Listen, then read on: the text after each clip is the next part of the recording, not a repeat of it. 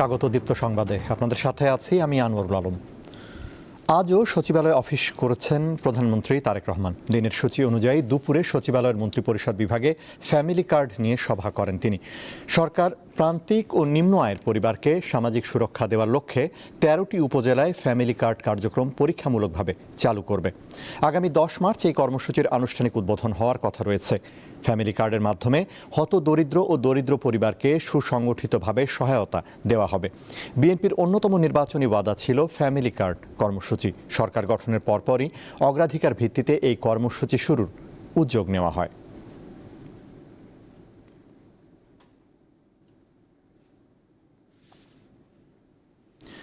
দায়িত্ব পালনকালে প্রসিকিউশন টিমের কোনো দুর্নীতি বরদাস্ত করা হবে না, কোনো অভিযোগ পেলে কঠোর ব্যবস্থা নেওয়া হবে বলে মন্তব্য করেছেন ট্রাইব্যুনালের নতুন চিফ প্রসিকিউটর আমিনুল ইসলাম।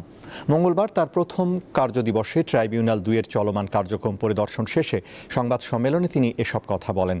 আগের চিফ প্রসিকিউটরের সাফল্যের কথা তুলে ধরে তিনি জানান, ট্রাইব্যুনালের চলমান মামলাগুলি যেন আইন অনুযায়ী স্বচ্ছতার সাথে পরিচালিত হয় সে বিষয়ে বিশেষ নজর দেবেন তিনি। এর আগে আন্তর্জাতিক অপরাধ ট্রাইব্যুনালের চিফ প্রসিকিউটরের পদ থেকে তাজুল ইসলামকে সরিয়ে সোমবার আমিনুল ইসলামকে নিয়োগ দেওয়া হয়। আমরা একেবারেই আইন অনুযায়ী এই ট্রাইব্যুনালটা পরিচালিত হোক, এটা আমরা চাই, এবং এই ট্রাইব্যুনালের গতিশীলতা বৃদ্ধি হোক। আমরা চাই যে ট্রাইব্যুনালটা আরও বেশি গতিশীল হোক এবং আরও স্বচ্ছতার সাথে এই ট্রাইব্যুনালের কার্যক্রম পরিচালিত হোক, এটা আমরা চাচ্ছি। যেগুলো রায় হয়ে গেছে সেগুলো আমার দেখবার সুযোগ হয় নাই, সেই বিষয়ে আমি এখন মন্তব্য করতে পারছি না। সবগুলোরই দেখবার তো সুযোগ আছে, তবে আমি সবগুলোই দেখব। যেগুলো বিচার হয়ে গেছে সেই ফাইলগুলো আমি দেখব। যদি কোনো বিষয়ে কোনো আইনগত পদক্ষেপ নিতে হয় সেভাবে নিব। পাবনার ঈশ্বরদীতে নির্মাণাধীন রূপপুর পারমাণবিক বিদ্যুৎ কেন্দ্রে জনবল নিয়োগে অনিয়ম, দুর্নীতি, প্রতারণা ও স্বজনপ্রীতির অভিযোগ তদন্তের নির্দেশ দিয়েছে হাইকোর্ট। বিজ্ঞান ও প্রযুক্তি মন্ত্রণালয়ের সচিবের নেতৃত্বে উচ্চ পর্যায়ের কমিটি গঠন করে ২ মাসের মধ্যে তদন্ত করে এর প্রতিবেদন দাখিলের নির্দেশ দিয়েছে আদালত। মঙ্গলবার এক রিট শুনানির পর বিচারপতি আহমেদ সোহেল ও বিচারপতি ফাতেমা আনোয়ারের বেঞ্চ এ আদেশ দেন। রিটে রূপপুর পরমাণু বিদ্যুৎ কেন্দ্রে নিয়োগ জালিয়াতি সংক্রান্ত পত্রিকায় প্রকাশিত প্রতিবেদন সংযুক্ত দায়ের করা হয়।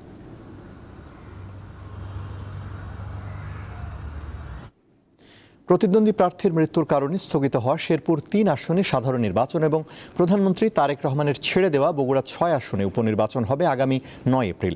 দুপুরে আগারগাঁওয়ে নির্বাচন ভবনে কমিশনের জনসংযোগ পরিচালক জানান, এ দুটি আসনে নির্বাচনের লক্ষ্যে বিকেলে ভোটের তফসিল ঘোষণা করবে কমিশন। এরই মধ্যে যাবতীয় প্রস্তুতি নেওয়া হয়েছে। তিনি জানান, শেরপুর ৩ আসনে পুনঃ তফসিল এবং বগুড়া ৬ আসনে উপনির্বাচনের জন্য নতুন করে তফসিল ঘোষণা করা হবে। এই দুটি আসনের প্রবাসী ও দেশের ভেতরে থাকা সরকারি কর্মকর্তা ও ভোটের দায়িত্বে নিয়োজিতরা পোস্টাল ব্যালটে যেন ভোট দেবার সুযোগ পায় সেটিও বিবেচনা করা হচ্ছে। শেরপুর ৩ আসনে সাধারণ নির্বাচনের পাশাপাশি গণভোটও হবে।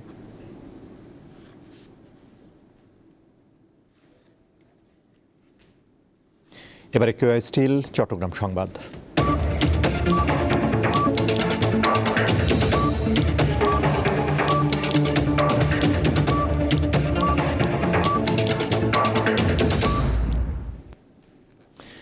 বান্দরবানের রোয়াংছড়িতে সেনাবাহিনীর সঙ্গে সশস্ত্র সংগঠন পার্বত্য চট্টগ্রাম জনসংহতি সমিতি জেএসএস এর গোলাগুলির ঘটনা ঘটেছে। এ সময় লামংনু মারমা নামে একজন নিহত হন। ঘটনাস্থল থেকে একটি সাবমেশিন গান, ১৪৩ রাউন্ড এসএমজির গুলি, ১৪ রাউন্ড পিস্তলের গুলি, ৫ রাউন্ড ব্ল্যাঙ্ক অ্যামুনিশন, ২টি ম্যাগজিন ও অন্যান্য সরঞ্জাম জব্দ করা হয়। সোমবার বিকেলে উপজেলার তারাসা ইউনিয়নের মুরুং বাজার এলাকায় এই ঘটনা ঘটে। এক পর্যায়ে সেনা সদস্যরা এলাকায় তল্লাশি চালিয়ে ইউনিফর্ম পরিহিত অবস্থায় লামংনু মারমাকে গুলিবিদ্ধ অবস্থায় উদ্ধার করে। পরে তাকে হাসপাতালে নিলে চিকিৎসক মৃত ঘোষণা করেন। চট্টগ্রামে হালি শহরের একটি বাসায় গ্যাসের লিকেজ থেকে বিস্ফোরণে দগ্ধ আরও ২ জন মারা গেছেন। এদের মধ্যে একজনের নাম শাওন। এ নিয়ে এই ঘটনায় ৩ জন প্রাণ হারালেন। এর আগে গতকাল মারা যান শাওনের মা নূরজাহান আক্তার রানী। সোমবার ভোরে হালি শহরের ওই বাসায় বিস্ফোরণের ঘটনা ঘটে। এতে নারী ও শিশুসহ একই পরিবারের অন্তত ৯ জন দগ্ধ হন। মঙ্গলবার সকালে জাতীয় বার্ন অ্যান্ড প্লাস্টিক সার্জারি ইনস্টিটিউটে চিকিৎসাধীন অবস্থায় মারা যায় শাওন। তার মৃত্যুর বিষয়টি নিশ্চিত করেন বার্ন ইনস্টিটিউটের আবাসিক সার্জন। তিনি জানান, জানান, শাওনের শরীরের কমপক্ষে 50% দগ্ধ ও শ্বাসনালী ক্ষতিগ্রস্ত হয়েছিল। চিকিৎসাধীন বাকি 6 জনের অবস্থাও খুবই আশঙ্কাজনক। চট্টগ্রামের আন্দরকিল্লা শাহী জামে মসজিদের গণ ইফতার। একসঙ্গে বসেন বহু মানুষ। 3 দশক আগে চালু হওয়া এই আয়োজনে যারা ইফতারের যোগান দেন তারা প্রকাশ করতে চান না পরিচয়। 359 বছরের পুরনো চট্টগ্রাম মহানগরীর আন্দরকিল্লা শাহী জামে মসজিদ। সমতল ভূমি থেকে 40 ফুট উপরে পাহাড় চূড়ায় এ স্থাপনা। দিল্লি জামে মসজিদের আদলে নির্মিত এই মসজিদকে পাথরের মসজিদও বলা হয়, আবার অনেকে বলেন জিন্দা পীরের মসজিদ। 1996 সালে চালু করা হয় গণ ইফতার। প্রতিদিন শরিক হন অসংখ্য রোজদার। ধনী দরিদ্র নানা পেশা শ্রেণীর মানুষ একসঙ্গে সারেন ইফতার। যত সংখ্যক রোজদারি আসুক, খাবারের কোনো সংকট হয় না। এখানে কোটিপতি, ছোট লোক, বড় লোক সবাই আমরা ইফতারি একসঙ্গে করি। যাদের সামর্থ্য নেই বা কিনে খাওয়ার মতো বা বাসায় করার মতো, সব শ্রেণীর মানুষের সঙ্গে ইফতার করতে পারতেছি, যার জন্য এখানে ইফতার করতে অনেক স্বাচ্ছন্দ্য বোধ করি, ভালো লাগে। প্রকাশ্যে আসতে চান না ইফতারের যোগানদাররা। ইফতার ব্যবস্থাপনায় রয়েছে মুসল্লি পরিষদ। বিশাল এ কর্মযজ্ঞের বিষয়ে কথা বলেন মুসল্লি পরিষদের এই সদস্য। 3,500 থেকে আরও বেশি মানুষের সমাগম এখানে হয়। তো কারো ইফতারি কোনো ঘাটতি থাকে না, সবার জন্য আমরা ইফতারের ব্যবস্থা করে থাকি। এবং এই ইফতারের আয়োজন আমাদের খতিব মহোদয়ের নেতৃত্ব হয়ে থাকে। এটার পিছনে বিরাট একটা খরচা। এই টাকাগুলা আমাদের চট্টগ্রামের দারিদ্র বিশিষ্ট ব্যক্তিরা দিয়ে থাকেন। প্রথম রমজানে শুরু হওয়া এই গণ ইফতার শেষ রোজা পর্যন্ত একইভাবে চলবে বলে জানায় আন্দরকিল্লা শাহী জামে মসজিদ কর্তৃপক্ষ। টুনা আনসারি, দীপ্ত সংবাদ, চট্টগ্রাম। খাগড়াছড়িতে প্রয়োজনীয় সংখ্যক শিক্ষক না থাকায় চাকমা, মারমা ও ত্রিপুরা সহ ক্ষুদ্র নৃগোষ্ঠীর শিশুরা মাতৃভাষায় ঠিকমতো প্রাথমিক শিক্ষা পাচ্ছে না। ফলে ব্যাহত হচ্ছে সরকারের উদ্যোগ। এ অবস্থায় প্রশিক্ষিত শিক্ষক নিয়োগে গুরুত্ব আরোপ করেন সংশ্লিষ্টরা। ফেব্রুয়ারি এলেই ভাষা নিয়ে নানা আলোচনা শুরু হয়। বছর আসে, বছর যায়, কিন্তু পার্বত্য চট্টগ্রামের ক্ষুদ্র নৃগোষ্ঠীর নিজস্ব ভাষা ও সংস্কৃতির বিকাশ কাঙ্ক্ষিত মাত্রায় হচ্ছে না। নৃগোষ্ঠীর নিজস্ব ভাষা প্রসারের লক্ষ্যে সরকার বই ছাপিয়ে শিশুদের দিচ্ছে, কিন্তু মাতৃভাষার দক্ষ শিক্ষক না থাকায় এই উদ্যোগ ততটা কাজে আসছে না। তাই শিক্ষক না থাকার কারণে আমরা সমস্যা আসি, আমাদের ভাষা আমরা শিখতে পারি না। আমরা এখন খাগড়াছড়িতে পড়লে আমাদের শিক্ষক লাগবে। আমরা যা পেয়েছি 5 দিন ট্রেনিং পেয়েছি, এই 5 দিন ট্রেনিং এ পর্যাপ্ত না। তো আলাদা করে আমাদের কর্তৃপক্ষ কোনো এভাবে টিচার নিয়োগ করা হয়নি। দীর্ঘ 22 বছর ধরে চাকমা জনগোষ্ঠীকে বর্ণমালা শিখিয়েছেন ইনজেপ চাকমা। তিনি জানান, ককবরক নামে তার সংগঠন চাকমা, মারমা ও ত্রিপুরা ভাষার বর্ণমালা শেখানোর কাজ করে, কিন্তু রয়েছে শিক্ষকের ঘাটতি। National academy for primary education nap তারা একটা রুটিন করে দিয়েছে। সেই রুটিনে সপ্তাহে একদিন বা একটা পিরিয়ড পাঠ রাখা হয়েছে। সপ্তাহে 2 দিন হলে আমরা হয়তো 100 বা 90টা ক্লাস আমরা করতে পারি। শিক্ষকদের কমপক্ষে 3 মাসের প্রশিক্ষণ দেওয়ার ওপর গুরুত্ব আরোপ করেন এই জেলা প্রাথমিক শিক্ষা কর্মকর্তা। তাদের সেই সম্প্রদায়ের শিক্ষকদেরকে এই ভাষা সম্পর্কে দক্ষ করে দিতে হবে। তার জন্য অন্তত মিনিমাম 3 মাসের ট্রেনিং প্রয়োজন। সেই ট্রেনিংটা কন্টিনিউ করবে। চলতি বছর খাগড়াছড়িতে নৃগোষ্ঠীর প্রায় 31,000 শিশুকে মাতৃভাষার বই দেওয়া হয়েছে বলে জানান জেলা প্রাথমিক শিক্ষা কর্মকর্তা। সাদিয়া চৌধুরী, দীপ্ত, বার্তাকক্ষ। প্রথমবার সংসদ সদস্য নির্বাচিত হয়েই 2টি গুরুত্বপূর্ণ মন্ত্রণালয়ের দায়িত্ব পেয়েছেন ফকির মাহবুব আনাম। জনতার কাছে যিনি স্বপন ফকির নামে বেশি পরিচিত। ক্লিন ইমেজের মানুষ হিসেবে খ্যাত স্বপন ফকির মন্ত্রী হওয়ায় বেশ খুশি টাঙ্গাইলের মানুষ। উপজেলা যখন করেছি ধনবাড়ি, আগামীতে যদি মধুপুর চেষ্টা করব, মধুপুরকে জেলা করা যায় কেন, এটা আমি স্বপ্ন দেখছি, আমার একটা প্ল্যান আছে। টাঙ্গাইল 1 অর্থাৎ মধুপুর ও ধনবাড়ি থেকে এবার বিপুল ভোটে সংসদ সদস্য নির্বাচিত হয়েছেন বিএনপির জাতীয় নির্বাহী কমিটির সদস্য ফকির মাহবুব আনাম স্বপন। প্রথমবার নির্বাচিত হয়ে পেয়েছেন বিজ্ঞান ও প্রযুক্তি মন্ত্রণালয় এবং ডাক, টেলিযোগাযোগ ও তথ্য প্রযুক্তি মন্ত্রণালয়ের দায়িত্ব। রাজনীতির অভিষেক হয় ছাত্র জীবনে। স্বপন ফকিরের দাদা মোন্তাজ আলী ফকির ছিলেন পাকিস্তান আমলের এমএলএ। চাচা আফাজউদ্দিন ফকির টাঙ্গাইল ২ গোপালপুর ভুয়াপুর আসনের সাবেক সংসদ সদস্য। ২০০১ সালের জাতীয় সংসদ নির্বাচনে ফকির মাহবুব আনাম বিএনপির মনোনয়ন পান, কিন্তু হেরে যান বিদ্রোহী প্রার্থীর কাছে। ২০০৮ সালের নির্বাচনেও দলের টিকিট পান, হেরে যান সেবারও। কিন্তু ২০১৮ নির্বাচনে বিএনপির টিকিট মেলেনি তার। ত্রয়োদশ সংসদ নির্বাচনে জামায়াতের প্রার্থী আব্দুল্লাহেল কাফিকে প্রায় ৬০,০০০ ভোটের ব্যবধানে হারিয়ে প্রথমবার এমপি হয়েছেন তিনি। দীর্ঘদিন ধরেই রাজনীতিতে সক্রিয় ছিলেন তিনি। তৃণমূলে বেশ শক্তিশালী ভিত্তি তৈরি করেছেন। গ্রেফতার হওয়া দলীয় নেতাকর্মীদের আইনি সহায়তা সহ বিভিন্নভাবে তাদের পাশে থেকেছেন। এলাকার উন্নয়নেও ব্যক্তিগত উদ্যোগে অনেক কাজ করেছেন স্বপন। মসজিদ, মাদ্রাসা, কবরস্থান, মন্দির ও গির্জার উন্নয়নে দিয়েছেন সহায়তা। ২০০৬ সালে তার প্রচেষ্টার কারণে ধনবাড়ীকে উপজেলা হিসেবে ঘোষণা দেন সে সময়ের প্রধানমন্ত্রী বেগম খালেদা জিয়া। ফকির মাহবুব আনাম স্বপন মন্ত্রিত্ব পাওয়ায় বেশ উচ্ছ্বসিত তার নির্বাচনী এলাকার মানুষ। এমপি হওয়ার আগে এবং মন্ত্রী হওয়ার আগেও উনি ধনবাড়ীকে এমপি মন্ত্রী না হয়েও যে একজন মানুষ ইচ্ছা করলে কাজ করতে পারেন তার বাস্তব প্রমাণ হচ্ছেন এই স্বপন ফকির সাহেব। টাঙ্গাইলে যে পূর্ণ মন্ত্রিত্বটা পেয়েছি আমরা ফকির মাহবুব আনাম স্বপন, উনি শুধু আমাদের মধুপুর ধনবাড়ি তথা টাঙ্গাইলে না, উনি সারা বাংলাদেশের উন্নয়নের মূল মডেল হিসেবে উনি ভূমিকা পালন করবেন বলে আমরা আশাবাদী। প্রথমে সে নির্বাচিত হয়েই সংসদ সদস্য হয়েই সে এমপি হয়ে মন্ত্রিত্ব স্বাদ গ্রহণ করেছে।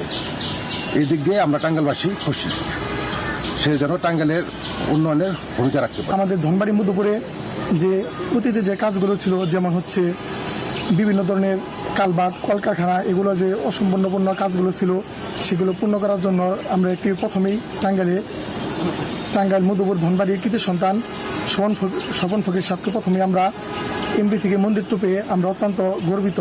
পেশায় ব্যবসায়ী স্বপন ফকির ত্রয়োদশ জাতীয় সংসদ নির্বাচনের হলফনামায় উল্লেখ করেছেন ২০২৫-২৬ অর্থ বছরের আয়কর রিটার্ন অনুযায়ী তার মোট সম্পদের পরিমাণ ৩,৯২,৬৫,০০০ টাকা।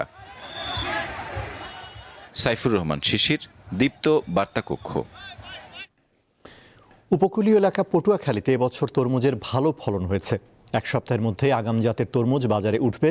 শুধুমাত্র কলাপাড়া উপজেলা থেকেই প্রায় ৪০০ কোটি টাকার তরমুজ উৎপাদনের আশা কৃষি বিভাগের। এতে উচ্ছ্বসিত কৃষকরাও।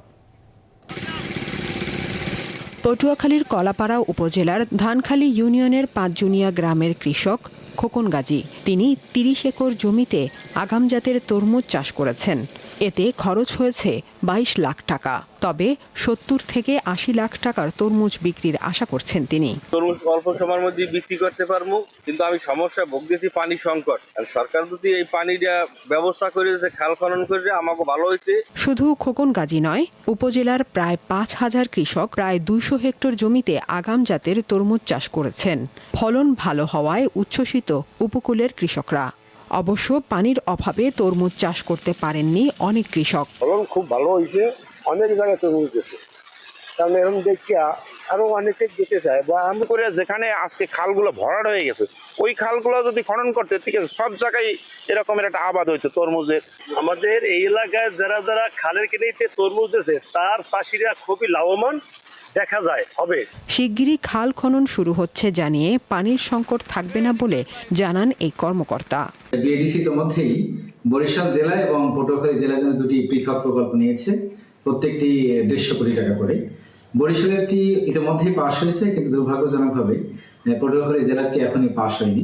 তো এটি পাশ হলে আমার এই কলাপাড়া সহ পটুয়াখালী অনেক জেলার এই ভরাট হয়ে যাওয়া খালগুলো পুনর্খনন হবে। পুষ্টিগুণের দিক থেকে তরমুজের প্রায় ৯২% পানি। ফলে এই গরমে ডিহাইড্রেশন দূর করার পাশাপাশি ভিটামিন এ, সি ও বি পাওয়া যায় এই ফলটি থেকে।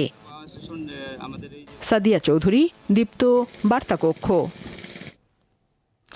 ঈদকে সামনে রেখে দেশীয় ব্র্যান্ডের পাশাপাশি বাজারে চোখে পড়ছে বিদেশি পোশাকও। বিভিন্ন বয়সীদের জন্য সাজানো বাহারি সংগ্রহ নজর কাটছে সবার। তবে এখনও পুরোপুরি জমে ওঠেনি বেচাকেনা। বাহারি রং, নকশায় বৈচিত্র্য আর উন্নত মানের কাপড়ে তৈরি পোশাকে সাজানো দোকান। ভারত, পাকিস্তান, আবার কোনো কোনো শোরুমে শোভা পাচ্ছে থাইল্যান্ড থেকে আমদানি করা পোশাক। রাজধানীর পল্টনের বিভিন্ন মার্কেটে দেশীয় পোশাকের পাশাপাশি এসব বিদেশি ব্র্যান্ডের প্রতিও আগ্রহ দেখাচ্ছেন ক্রেতারা। শিশু থেকে নারী ও পুরুষ সব বয়সী ক্রেতার মাঝেই বিদেশি পোশাকের আলাদা আকর্ষণ। থ্রি পিস, কুর্তা, গাউন কিংবা বাচ্চাদের পার্টি ড্রেসের চাহিদাও আছে বেশ। বাহিরের মালটা এখানে ভালো চাহিদা আছে এবং অন্য অন্য মার্কেটের তুলনায় আমাদের এখানে প্রাইসও কম। ফেব্রিকগুলি ইম্পোর্ট করি এবং আমাদের ম্যানুফ্যাকচার আমাদের নিজস্ব ফ্যাক্টরিতে, কোয়ালিটিফুল প্রোডাক্ট আছে আমাদের এখানে। কাস্টমার আহামরি এরকম আসে না, যারা আসতেছে তারা ওই নিয়মিত কাস্টমার যারা তারাই আসে। দেশীয় পোশাক তুলনামূলক সাশ্রয়ী হলেও আমদানিকৃত পোশাকে বাড়তি দাম গুনতে হয়। তবুও পছন্দের ক্ষেত্রে আপোষ করতে রাজি নন অনেকে। অবশ্য কেউ কেউ আস্থা রাখছেন দেশি পোশাকেই। এই জায়গাগুলো বিদেশি প্রোডাক্ট বলতে এক্সক্লুসিভ কিছু ডিজাইনের জিনিসপত্র পাওয়া যায় যেগুলো অন্য কোথাও নাই। দেখছি আসলে ঘুরে কোনটা নেওয়া যায় বাচ্চাদের জন্য, যেটা সুন্দর লাগবে ঈদে পরলে এইটাই আর কি, ওই ড্রেসটাই নেব। দেখছি একটু বাঙালি টাইপের ড্রেস আমাদের সংস্কৃতির সাথে যায়, সালোয়ার কামিজ আর সাথে কিছু টুকটাক ফ্রকের। ঈদের আনন্দ ঘিরে দেশি বিদেশি পোশাকের প্রতিযোগিতায় বৈচিত্র্য এসেছে বাজারে। হরেক রকমের পোশাকের সংগ্রহ থাকলেও এখনো বাড়েনি ক্রেতাদের চাপ। বিক্রি কিনে জমজমাট হওয়ার অপেক্ষায় দোকানিরা। জহিরুল মোহসান, দীপ্ত সংবাদ, ঢাকা। ঈদ উপলক্ষে ঢাকার পাশাপাশি দেশের বিভিন্ন জেলায় ক্রেতা সমাগম বাড়তে শুরু করেছে বিভিন্ন বিপণী বিতানে। বান্দরবানের চিত্র থাকছে এবারে, জানাচ্ছেন ক্যামুইয়ং মারমা। ঈদ উল ফিতর বা যে রোজা ঈদে বান্দরবান এখনো জমে ওঠেনি ঈদের বাজার। আমি সকাল থেকে বান্দরবান বাজারের বিভিন্ন অলিগলি গিয়ে দেখেছি জুতার দোকান, কাপড়ের দোকান সহ বিভিন্ন যে দোকানগুলো রয়েছে, দোকানগুলোতে এখনো ক্রেতার ভিড় নেই। ব্যবসায়ী যারা আছেন তারা এখনো অলস সময় পার করছেন। এমনকি ফুটপাতের যে দোকানগুলো রয়েছে, যে কাপড়ের দোকান সহ নানা জাতের যে দোকানগুলো রয়েছে সেখানেও ক্রেতার ভিড় নেই। তো ব্যবসায়ীরা বলছেন যে রোজা 15 থেকে 20টা গেলে তখন হয়তো ক্রেতাদের ভিড় হয়তো বাড়বে এবং বেচাকেনা হয়তো তখন বাড়বে। তো এই ছিল রোজা ঈদের কেনাকাটা নিয়ে আমার কাছে সর্বশেষ তথ্য। আন্তর্জাতিক প্রসঙ্গ। আন্তর্জাতিক জরুরি অর্থনৈতিক ক্ষমতা আইনের আওতায় বিশ্বের বিভিন্ন দেশের উপর মার্কিন প্রেসিডেন্ট ডোনাল্ড ট্রাম্পের আরোপিত অতিরিক্ত শুল্ক আদায় আজ থেকে বন্ধ থাকবে। যুক্তরাষ্ট্রের সুপ্রিম কোর্ট পাল্টা শুল্ক আদায় অবৈধ ঘোষণা করার 3 দিনেরও বেশি সময় পর এ সিদ্ধান্ত নেওয়া হলো। তবে ট্রাম্পের আরোপিত পাল্টা শুল্ক সুপ্রিম কোর্ট অবৈধ ঘোষণার পরও থেমে যাননি মার্কিন প্রেসিডেন্ট। ভিন্ন আইন প্রয়োগ করে প্রথমে বৈশ্বিক 10% এবং পরে 15% শুল্ক আরোপ করেছেন তিনি। যুক্তরাষ্ট্রের পূর্ব উপকূলে তুষারপাত ও তীব্র ঝড়ে বিপর্যস্ত জনজীবন। নিউ ইয়র্ক সহ দেশটির বিস্তীর্ণ এলাকায় জরুরি অবস্থা জারি করা হয়েছে। বিদ্যুৎহীন অবস্থায় রয়েছে 6 লাখেরও বেশি বাড়ি ও ব্যবসা প্রতিষ্ঠান। বিবিসি জানায় সোমবার দেশটিতে কমপক্ষে 5,500 ফ্লাইট বাতিল করা হয়। মার্কিন আবহাওয়া বিভাগের তথ্য অনুসারে রোড আইল্যান্ড এবং ম্যাসাচুসেটসের কিছু অংশে রেকর্ড 33 ইঞ্চি তুষারপাত হয়েছে। আর নিউ ইয়র্কের সেন্ট্রাল পার্কে তুষারপাত হয় 19 ইঞ্চিরও বেশি। রোড আইল্যান্ড এবং পার্শ্ববর্তী কানেকটিকাটে অপ্রয়োজনীয় ভ্রমণের উপর নিষেধাজ্ঞা জারি করা হয়েছে। বিদ্যুৎ সংস্থার তথ্য অনুসারে ম্যাসাচুসেটসের প্রায় 3 লাখ মানুষ বিদ্যুৎ বিচ্ছিন্ন অবস্থায় রয়েছেন।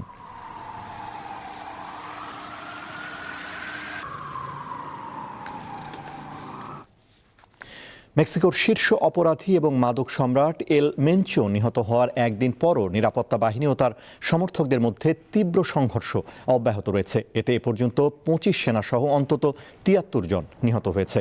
স্থানীয় সময় রোববার সেনাবাহিনীর অভিযানে মাদক সম্রাট এল মেনচো নিহত হওয়ার পর দেশ জুড়ে সহিংসতা ছড়িয়ে পড়ে। এপির প্রতিবেদনে বলা হয় মেক্সিকোর 32টি রাজ্যের মধ্যে কমপক্ষে 20টিতে সহিংসতা ছড়িয়ে পড়েছে। এসব রাজ্যের 250টিরও বেশি স্থানে সড়ক অবরোধ করে বহু যানবাহনে আগুন দেয়া হয়। এল মেনচো ছিলেন জালিস্কো নিউ জেনারেশন কার্টেলের শীর্ষ নেতা, যা মেক্সিকোর ভয়ঙ্কর অপরাধ চক্রগুলোর মধ্যে অন্যতম।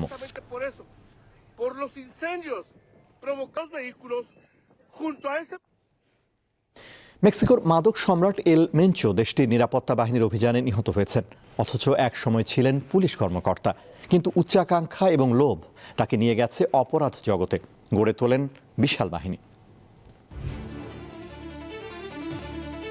বিশ্বের অন্যতম শীর্ষ মাদক ও অপরাধ চক্র সিনালোয়া কার্টেলের সঙ্গে পাল্লা দিতে নিউ জেনারেশন জালিস্কো কার্টেল নামের আরেকটি গ্যাং তৈরি করেন মেক্সিকোর নেমেসিও ওসেগুয়েরা। অপরাধ জগতে যিনি এল মেনচো নামেই বেশি পরিচিত। যুক্তরাষ্ট্রের সীমান্তে প্রাণঘাতী মাদক ফেন্টানিল পাচারের মূল হোতা হিসেবে অভিযুক্ত এল মেনচো। 59 বছর বয়সী এই মাদক সম্রাটকে ধরিয়ে দিতে যুক্তরাষ্ট্র $1,50,00,000 পুরস্কার ঘোষণা করেছিল, কিন্তু তারপরও বছরের পর বছর ধরাছোঁয়ার বাইরে ছিলেন পুলিশ কর্মকর্তা থেকে গ্যাংস্টার বনে যাওয়া এল মেনচো। কিন্তু এবার শেষ রক্ষা হয়নি। মেক্সিকোর সেনাবাহিনীর এক অভিযানে এল মেনচো নিহত হয়েছেন। রবিবার জালিস্কো রাজ্যের তাপালোপা শহরে সেনাদের সাথে সংঘর্ষে আহত হন মেনচো। এরপর হেলিকপ্টারে করে মেক্সিকো সিটিতে নেয়ার সময় তার মৃত্যু হয়। এ সময় তার দলের আরো 6 সদস্য নিহত এবং 2 জন গ্রেপ্তার হন। মেনচোর মৃত্যুর খবর ছড়িয়ে পড়ার পরই মেক্সিকো জুড়ে তাণ্ডব শুরু করে তার অনুসারীরা। জালিস্কো ছাড়াও কলিমা, মিচোয়াকান সহ বিভিন্ন রাজ্যে মহাসড়ক অবরোধ করে বহু গাড়িতে আগুন ধরিয়ে দেয় তারা। বিভিন্ন জায়গায় নিরাপত্তা বাহিনীর সাথে চলছে সশস্ত্র সংঘর্ষ। আসন্ন ফিফা বিশ্বকাপের ভেন্যু গুয়াদালাহারা শহর কার্যত ভুতুরে নগরীতে পরিণত হয়েছে। হামলা হয়েছে বিমানবন্দরেও। এছাড়া পর্যটন শহর পুর্তো ভাল্লারতায়ও সহিংসতার খবর পাওয়া গেছে। এমন পরিস্থিতিতে জালিস্কোর গভর্নর রাজ্যে রেড অ্যালার্ট জারি করেছেন। বাসিন্দাদের ঘরে থাকার পরামর্শ দেওয়ার পাশাপাশি গণপরিবহন চলাচল স্থগিত করেছেন তিনি। বাতিল করা হয়েছে বিভিন্ন বিমানবন্দরের ফ্লাইট চলাচল। এদিকে নিরাপত্তা বাহিনীর প্রশংসা করে দেশবাসীকে শান্ত থাকার আহ্বান জানিয়েছেন মেক্সিকোর প্রেসিডেন্ট ক্লাদিয়া শিনবাউম।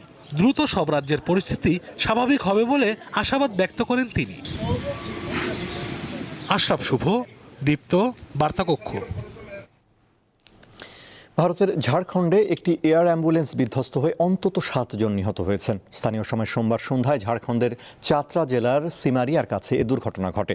এয়ার অ্যাম্বুলেন্সটি রাঁচি থেকে দিল্লি যাচ্ছিল। এনডিটিভি জানায়, রেড বার্ড এয়ারওয়েজের পরিচালিত এয়ার অ্যাম্বুলেন্সটি সন্ধ্যা 7:11 রাঁচি বিমানবন্দর থেকে উড্ডয়নের প্রায় 23 মিনিট পর রাডার ও যোগাযোগ বিচ্ছিন্ন হয়ে যায়। পরবর্তীতে জানা যায় এটি সিমারিয়ার বাড়িয়াতু পঞ্চায়েত এলাকার একটি জঙ্গলে বিধ্বস্ত হয়েছে।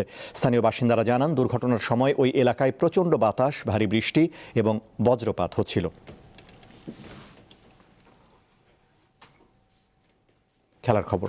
টি-20 বিশ্বকাপের সুপার 8-এর ম্যাচে আজ ইংল্যান্ডের বিপক্ষে মাঠে নামবে পাকিস্তান। পাল্লে খেলেতে ম্যাচটি শুরু হবে সন্ধ্যা 7:30টায়। সুপার 8-এ নিউজিল্যান্ডের বিপক্ষে পাকিস্তানের প্রথম ম্যাচটি বৃষ্টিতে পণ্ড হয়। তাই সেমিফাইনালের আশা বাঁচিয়ে রাখতে আজ জয়ের বিকল্প নেই পাকিস্তানের। বিপরীতে শ্রীলঙ্কার বিপক্ষে প্রথম ম্যাচে বড় ব্যবধানে জয়ে পূর্ণ পয়েন্ট পেয়েছে ইংল্যান্ড।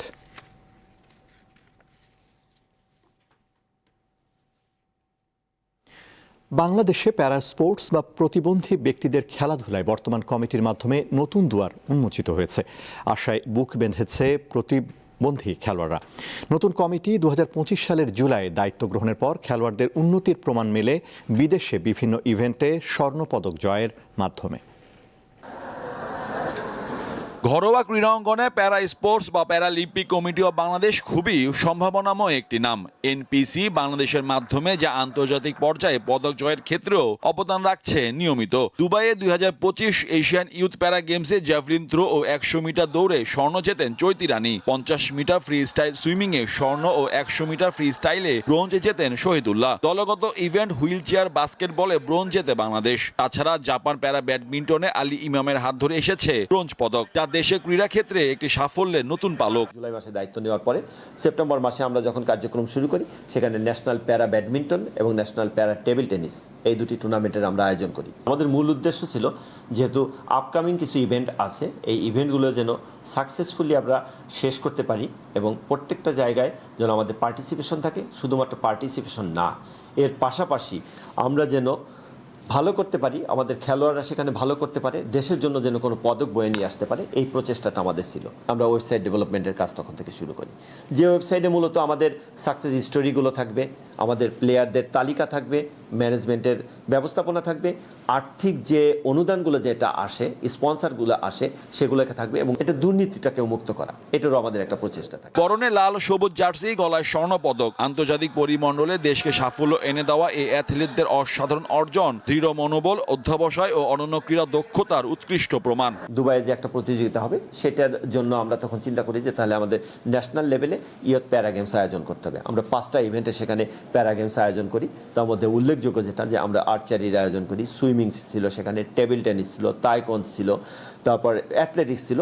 এইভাবে আমরা সেখান থেকে সঠিক খেলোয়াড়টাকে বেছে নিয়ে আসি। দেশের ক্রীড়া অঙ্গনে সংস্কার ইস্যুতে ন্যাশনাল প্যারালিম্পিক কমিটি দায়িত্ব পেয়েছে 8 মাস। তাতে দেশ ও দেশের বাইরে বিভিন্ন প্রতিযোগিতায় অংশ নিতে প্রায় 5 কোটি টাকা ব্যয় হয়েছে সংস্থাটির। এখানে সীমাবদ্ধ নয়, উন্নত প্রশিক্ষণের জন্য সংস্থা নিজ খরচে দেশের বাইরেও কর্মকর্তা ও অ্যাথলেট পাঠানো হয়। জাপানের যে আপনার ব্যাডমিন্টন ফেডারেশন আছে, ব্যাডমিন্টন ফেডারেশনের সাথে আমরা যোগাযোগ করি। যোগাযোগ করার পরে ওদের ওইখানে আমরা কোচ পাঠাই এবং 2 জন খেলোয়াড়কে পাঠাই উন্নত প্রশিক্ষণের জন্য। সেখানে তারা প্রশিক্ষিত হয়, তাদের প্রশিক্ষণ হয়। আমরা আশা করি যে সামনে যদি আমরা ব্যাডমিন্টন টুর্নামেন্টে বাইরে অন্য কোনো জায়গায় অংশগ্রহণ করি, এই প্রশিক্ষণটা আমাদের কাজে লাগবে। বর্তমান সাফল্যের ধারা বজায় রাখার স্বার্থে ও ভবিষ্যতে প্যারা স্পোর্টসের মাধ্যমে বিশ্ব দরবারে বাংলাদেশকে মেলে ধরতে নানা পরিকল্পনা করছে বর্তমান কমিটি। একটা বিভাগের ভিতরে আপনার 4-5টা জেলা। মোহাম্মদ হাসিব, দীপ্ত স্পোর্টস, ঢাকা। এ ছিল এখনকার মতো। এছাড়া আরও তথ্য বিনোদনের খবর পেতে যুক্ত থাকুন দীপ্তর ডিজিটাল প্ল্যাটফর্মগুলোতে। ধন্যবাদ।